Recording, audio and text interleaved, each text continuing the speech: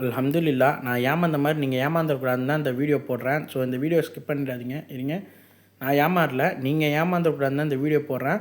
So இந்த video skip பண்ணாமல் ஃபுல்லாக பாருங்கள்.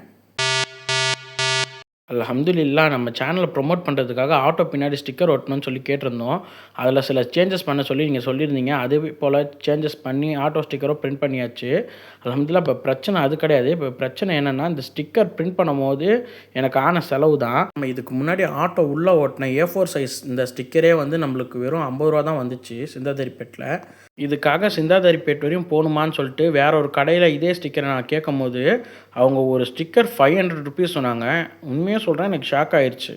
சரி, ஓகே. நான் மறுபடியும் சிந்தாதிரிப்பேட்டில் இருக்க மெகா டிஜிட்டலுக்கே போய் அவங்கள்ட்ட நம்ம ஆட்டோக்கு பேக் சைடில் ஒட்டுறதுக்கு தேவையான A3 சைஸ் ஸ்டிக்கர் பெருசு 3ம் A4 சைஸ் ஸ்டிக்கர் நம்ம QR கோடுக்காக 2ம் கேட்டிருந்தேன்.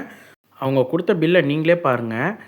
என் வீட்டு பக்கத்தில் இருக்க கடையில் ஒரு ஸ்டிக்கர் 500 ரூபா சொன்னாங்க. ஆனால் இவங்க 5 ஸ்டிக்கர் எனக்கு வெறும் 120 ரூபாய்க்கு பண்ணி கொடுத்துருக்காங்க. இது ஒன்றும் ப்ரமோஷன் வீடியோ கிடையாது. நான் இந்த வீடியோ போடுறதுக்காக இந்த கடைக்காரங்க எனக்கு 5 பைசா கூட தரல. நான் வாங்கின ஸ்டிக்கர் கூட என் கை காசு போட்டு தான் வாங்கினேன். பட் நான் என்ன உங்களுக்கு சொல்ல வரேன்னா, நீங்கள் பிஸ்னஸ் பண்ண போகிறீங்கன்னா ஒரே கல்லில் உங்கள் ப்ராடக்டுடைய ரேட்டை கேட்டு உடனே வாங்காமல் ஒரு 4-5 கடையை ஹோல்சேல் கடையில் தேடி போய் அதுக்கான எந்த கடையில் ரொம்ப ரேட்டு கம்மியாக கிடைக்குதோ அதை தேடி கண்டுபிடிச்சி வாங்குங்க.